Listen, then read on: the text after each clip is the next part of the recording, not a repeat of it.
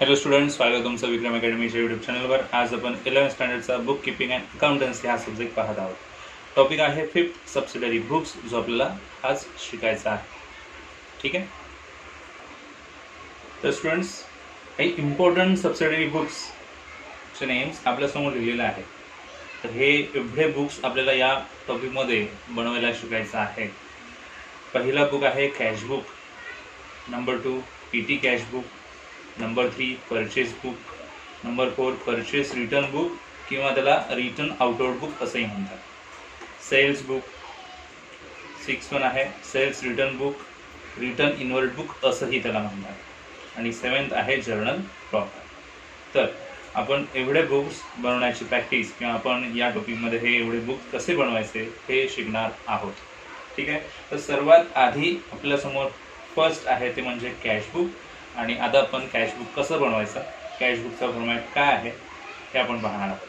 ठीक आहे. Okay students, नाव आता आपल्यासमोर आहे फॉर्मॅट. 2 फॉर्मॅट्स आहेत आणि दोन्ही हे व्यवस्थित लक्षात घ्यायचे आहेत. याच्या आधी आपण लेजर हा टॉपिक शिकलेला आहोतच आणि त्या लेजर बेसिसवरच आपल्याला हे काही फॉर्मॅट्स लक्षात घ्यायचे आहेत. तर पहिला फॉर्मॅट आहे आपल्यासमोर सिम्पल कॅश बुकचा. Format for simple cash book कशा पद्धतीने असणार, इथे इन द बुक्स ऑफ कोणत्या पर्सनच्या बुक्समध्ये आपण बनवतोय त्याचं नेम इथे येणार आहे. अकाउंटचं नेम इथे लिहायचं आहे सिम्पल कॅश बुक. ठीक आहे. डेबिट साईड आणि क्रेडिट साईड अशा 2 साईड असतात.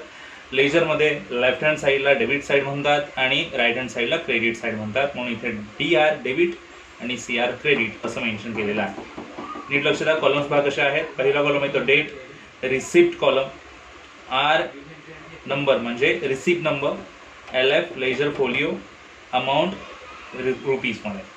पुन्हा एकदा सेम कॉलम्स रिपीट होतील. डेट, इथे रिसिप्ट आहे, इथे पेमेंट्स येणार आहे, इथे V नंबर म्हणजे voucher number, ledger folio, amount rupees. आणि जेवढं मोठं अकाउंट असेल तेवढ्या त्या लाईन पुढे इन्क्रीज होत जातील, अकाउंट मोठं होत जाईल. सो फॉर्मॅट लक्षात घ्यायचं आहे. Date, receipt, R number, LF, amount, date, payments, V number, LF, amount. ठीक आहे. सो हा झाला सिम्पल कॅशबुकचा फॉर्मॅट. आता कॅशबुक म्हटल्यानंतर इफेक्ट कसे येतात हे आपण पाहणार आहोतच पुढे, तरी सुद्धा थोडक्यात सांगूया. डेबिट साईडला रिसिप्ट म्हणजे तुम्ही जे काही कॅश रिसीव्ह करणार आहात, जे काही कॅश रिसिव्हचे ट्रान्झॅक्शन असतील ते तुम्हाला या डेबिट साईडला लिहायचे आहे. ओके. डेट, रिसिप्ट आणि अमाऊंट पर्यंत. जर पेमेंट ट्रान्झॅक्शन असतील म्हणजे त्या सर्टन पिरियडमध्ये काही पेमेंट्स तुमच्याकडून झालेले असतील जे कॅशमध्ये आहेत, तर ते पेमेंट्स तुम्हाला इकडे लिहायचे, डेट, पेमेंट्स आणि अमाऊंट पर्यंत. सिमिलरली आणखीन एक फॉर्मॅट आहे ज्याला 2 कॉलम कॅशबुक म्हणतात. तर हा सिम्पल कॅशबुक आहे आणि हा 2 कॉलम कॅशबुक आहे. काय फरक आहे तुम्हाला ते लक्षात येईल. तर 2 कॉलम कॅशबुक मध्ये अमाऊंटसाठी 2 कॉलम असतात. बाकी सगळा फॉर्मॅट सिमिलर आहे. Date, receipt, R number, LF, date, payment, V number, LF. फक्त अमाऊंटचे कॉलम 2, इथे अमाऊंटचे कॉलम 1, अमाऊंटचे कॉलम 2. जेव्हा अमाऊंटचे कॉलम 2 म्हणतात तेव्हा त्याला 2 कॉलम कॅशबुक असं म्हणतात. तर 2 कॉलम कोणते आहेत, तर कॅशमध्ये होणारे ट्रान्झॅक्शन आणि डायरेक्टली बँकेतून होणारे ट्रान्झॅक्शन.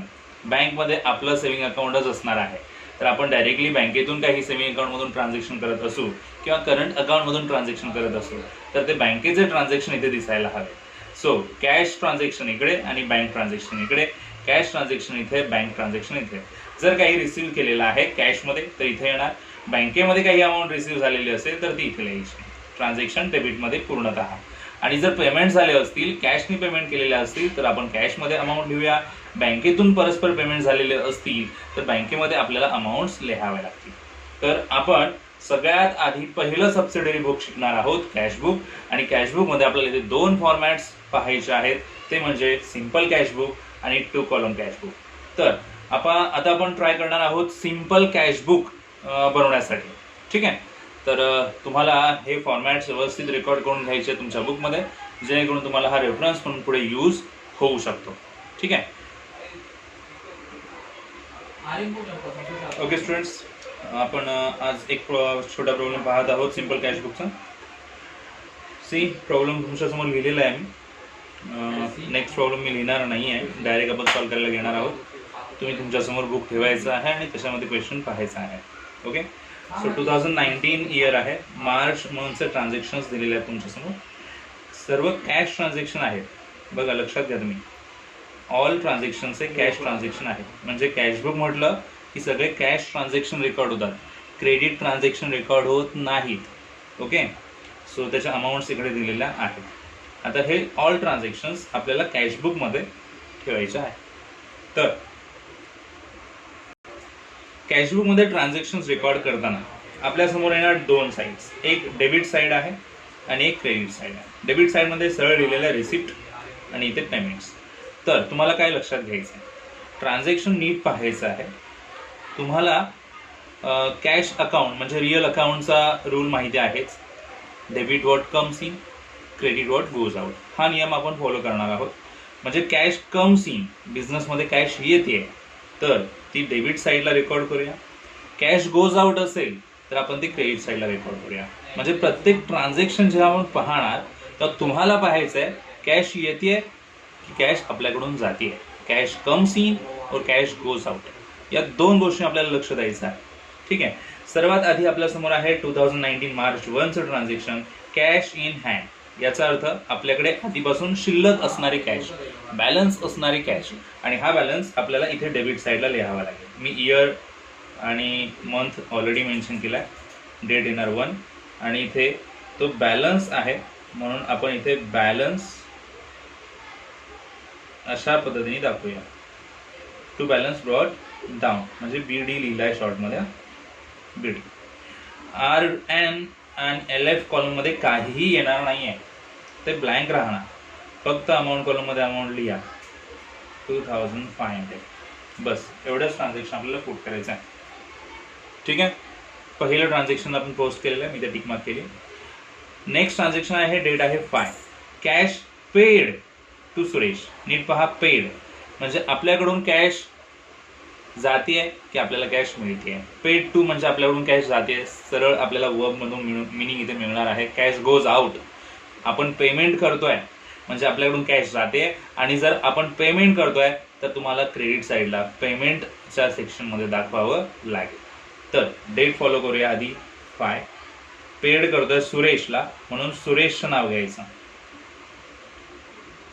सुरेश अकाउंट, आणि अमाऊंट आहे इथे मेन्शन करायची. तुम्ही नरेशन लिहू शकता, being paid to Suresh. Okay, एक ट्रान्झॅक्शन आपलं पूर्ण झालेलं आहे. पुढे 7th डेट आहे, कॅश परचेसेस ₹500. परचेस केलाय कॅशच्या अगेन्स्ट. आता परचेस केल्यावर आपल्याकडे पैसे येणार की जाणार, कॅश येणार की कॅश जाणार आहे. So cash goes out, purchase केल्यावर आपण कॅश देणार आहोत म्हणजे कॅश गोज आउट म्हणजे हे पेमेंट आहे.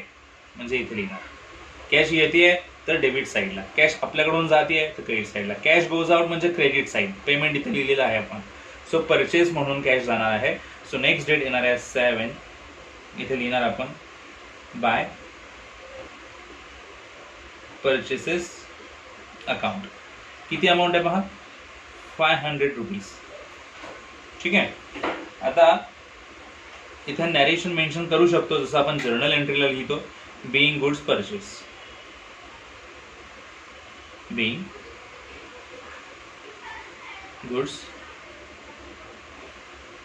परचेस. मी आता इथे लाईनमध्ये मेन्शन केलेलं आहे इथे, बट तुम्हाला व्यवस्थित लिहावं लागेल.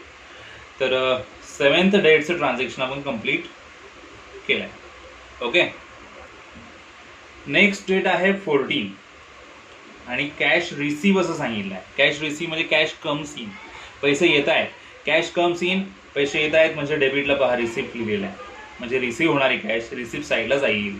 सो आपल्याला इथे लिहायचं आहे डेट 14 आणि रिसीव्ह झाल्या प्रकाशकडून, तर प्रकाशचं नाव मेन्शन करूया, प्रकाश अकाउंट. किती अमाऊंट आहे बघा, ₹1000ची अमाऊंट कॉलममध्ये आपण लिहिली. नरेशन सांगू शकता याचा, बीइंग रिसीव्ह फ्रॉम सुरेश और बीइंग कॅश रिसीव्ह असंही म्हणू शकतो शॉर्टमध्ये, कॅश रिसीव्ड. ओके, या डेटचं ट्रान्झॅक्शन कंप्लीट झालेलं आहे. नाव नेक्स्ट आहे कॅश सेल्स आणि डेट आहे 16. आता सेल केल्यानंतर आपल्याला पैसे मिळणार म्हणजे कॅश रिसीव्ह होणार आहे म्हणजे कॅश रिसिप्ट साईडलाच लिहायला हवं. कॅश येते तर डेबिट साईडला म्हणजे रिसिप्ट साईडला लिहिणार. So debit what comes in, cash येते आहे म्हणून डेबिटला लिहिणार. डेट आहे 16 आणि 2 लिहून आपण अकाउंटचं नेम लिहायचं आहे. तर सेल्स हे अकाउंट आपल्याला मिळेल. ओके, आणि अमाऊंट आहे 800. नॅरेशन आपण इथे लिहिणार आहोत, काय लिहिणार आहोत, बिंग सिंपल लिहूया, कॅश सेल्स. ओके, तर 16 डेटचं हे ट्रान्झॅक्शन कंप्लीट झालेलं आहे. आता पुढे डेट आहे 20 आणि सांगितलं पेड कॅरेजेस. पेड म्हणजे पेमेंट केला, पैसे गोज आउट म्हणजेच पैसे दिलेले आहेत. ठीक आहे, सॉरी मिस्टेक झाली. तर पेड झालेली आहे कॅश आणि कॅश गोज आउट म्हणजे पेमेंट आपण म्हणू शकतो. आणि म्हणूनच इथे 20 ही डेट लिहूया आणि इथे लिहूया बाय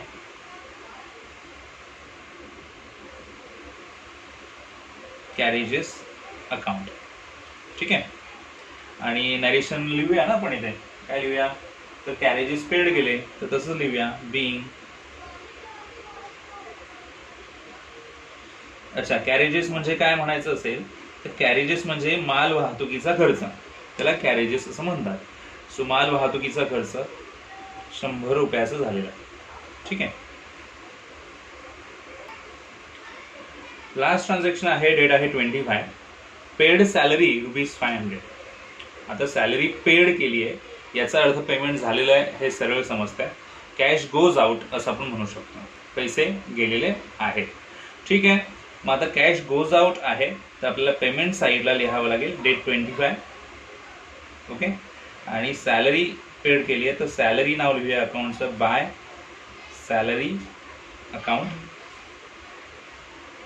बिंग नरेशन बघा सॅलरी पेड.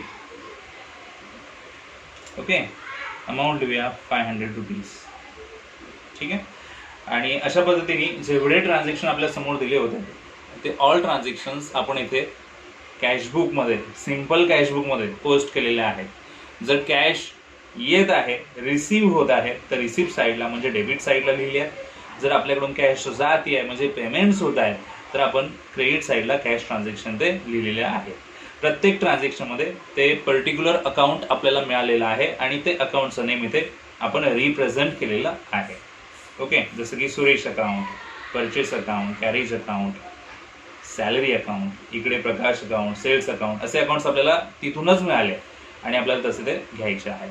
आय होप तुम्हाला हे अकाउंट कशा पद्धतीने बनवायचं आहे, ट्रान्झॅक्शन पाहून कशा पद्धतीने डेबिट आणि क्रेडिटला म्हणजेच रिसिप्ट आणि पेमेंटला ते लिहायचे आहे ते समजलं असावं.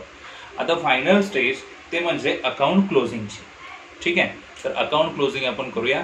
त्यासाठी आपल्याला दोन्ही साईड्सला असणाऱ्या अमाऊंट कॉलमचा उपयोग करायचा आहे आणि आपण चेक करणार आहोत कोणत्या साईडला टोटली जास्त असेल.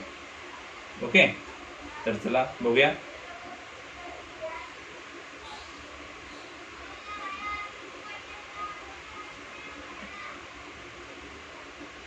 पहा, टोटलिंग करण्यासाठी काय करावं लागेल,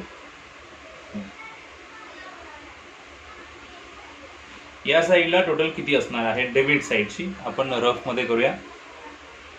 2500, 1000 and 800 डेबिट साईडची टोटल करण्यासाठी 4300 डेबिट साईडची टोटल आपल्याला मिळते म्हणजे या साईडची. आता क्रेडिट साईडची टोटल आपल्याला बघावी लागेल. हे इथे 1000, 500 म्हणजे ओरली होऊ शकते टोटल. हे 1000 म्हणजे 2100 टोटल अमाऊंट बनणार आहे क्रेडिट साईडला. तर ज्या साईडला जास्त टोटल आहे ती टोटल आपण आधी पाहणार आहोत. ओके, तर कोणत्या साईडला जास्त टोटल आहे तर डेबिट साईडला जास्त टोटल आहे असं आपल्याला दिसत आहे. ठीक आहे, तर किती टोटल आहे जास्त या साईडची ती म्हणजे 4300. ती इथे मार्किंग केलेल्या लाईन्स मध्ये लिहिली. तीच अमाऊंट इथे लिहूया 4300. बट इथे अमाऊंट टोटल तेवढी नाही आहे पण तरी सुद्धा आपण दाखवले. याचा अर्थ आपल्याला जी काही अमाऊंट मिळाली 2100 ती लेस करावी लागेल 4300 मधून आणि येणारा डिफरन्स आपल्याला इथे दाखवावा लागेल. म्हणजे 2200 रुपीजचा डिफरन्स मिळतो आहे आणि तो आपण इथे दाखवणार 2200 म्हणून आणि त्याला सर्कल केला मी आणि इथे लिहिणार आपण बाय बॅलन्स कॅरी डाऊन. हा बॅलन्स इथे दाखवला. ओके, आणि डेट येणार या मंथची म्हणजे मार्च मंथची शेवटची 31. आता हे जे ट्रान्झॅक्शन लिहिलं आहे हे ह्या टोटल करण्याच्या आधी अरेंज केलेलं आहे. आता हा बॅलन्स 31 मार्चला आपल्याकडे असणारा आहे. 31 मार्च नंतर मंथ चेंज होईल, एप्रिल मंथ येणार, एप्रिलची फर्स्ट डेट येणार, मग त्यावेळेस हे पैसे त्या महिन्यामध्ये बॅलन्स म्हणून दिसणार आहे. आता हा बॅलन्स कसा दाखवायचा, तर तुम्हाला या साईडला बॅलन्स मिळाला आहे, तर तो ओपनिंग होण्यासाठी नेक्स्ट मंथच्या इथे येणार एप्रिल 1. ओके, आणि इथे लिहिणार बॅलन्सच येतो टू बॅलन्स ब्रॉट डाऊन. जसं आपल्या पहिल्या अकाउंटमध्ये इथे सुरुवातीला बॅलन्स आला होता तो फेबमधून आला होता मार्चमध्ये, म्हणून असं लिहिलं. आता हा मार्चमधून एप्रिलमध्ये येणार म्हणून तर असं लिहावं लागेल. आणि ते लाईनच्या खाली लिहायचं आपल्याला 2200 जी अमाऊंट मिळाली आहे ती. हे आपलं फायनल क्लोजर असेल या अकाउंटचा. ठीक आहे, ही टोटलिंग केली आपण. सो डेबिट आणि क्रेडिट साईडच्या दोन्ही टोटल्स अमाऊंट आपण करून पाहिल्या. डेबिट साईडची जास्त मिळते म्हणून आपण अशा पद्धतीने अरेंज केली. क्रेडिट साईडची जी काही अमाऊंट आहे ती वजा केली, त्या अमाऊंटमधून लेस केली आहे त्या अमाऊंटमधून, आणि लेस केलेली अमाऊंट इथे बॅलन्स अमाऊंट इथे दाखवली आहे आणि त्याला बॅलन्स असंच नेम दिलेलं आहे, बॅलन्स कॅरी डाऊन, आणि डेट एंडिंगची दिलेली आहे त्या मंथच्या. आणि हेच अमाऊंटचं ट्रान्झॅक्शन आहे बॅलन्सचं, हे लाईन्सच्या खाली दाखवलं आणि मंथ चेंज करून दाखवला फर्स्ट डेट. ठीक आहे, तर इथे आपलं सिम्पल कॅशबुक जे आहे ते कम्प्लीट झालेलं आहे. आय होप तुम्हाला समजलं असावं. ज्या पद्धतीने आपण लेजर शिकलेलो आहोत तसंच इथे सिम्पल कॅशबुक आपण शिकलेलो आहोत. तर डेबिटला लिहिताना टू हा वर्ड अटॅच करायचा असतो, क्रेडिटला अकाउंटचा नेम लिहिताना बाय हा वर्ड अटॅच करायचा असतो. हे महत्त्वाचं आहे, ते वर्ड टू आणि बाय इकडे असे चेंज होत नाही. डेबिटला लिहिताना टू हा वर्ड अटॅच होईल, क्रेडिटला लिहिताना बाय हा वर्ड अटॅच होईल. अमाऊंट कॉलममध्ये अमाऊंट्स त्या पद्धतीने दाखवायची आहे. टोटलिंग कशी केली आहे त्याच्यावर कॉन्सन्ट्रेट करा. आणि मला वाटतं तुम्हाला हा प्रॉब्लेम समजला असावा. तर आपण भेटूया पुढच्या व्हिडिओमध्ये. असाच पुढचा प्रॉब्लेम पाहणार आहोत सिम्पल कॅशबुकचा, आणि पुढे येणारे काही प्रॉब्लेम्स आपल्याला सबसिडी बुकचे शिकायचे आहेतच. तर आपण भेटूया पुढच्या व्हिडिओमध्ये. तोपर्यंत गुड बाय, टेक केअर.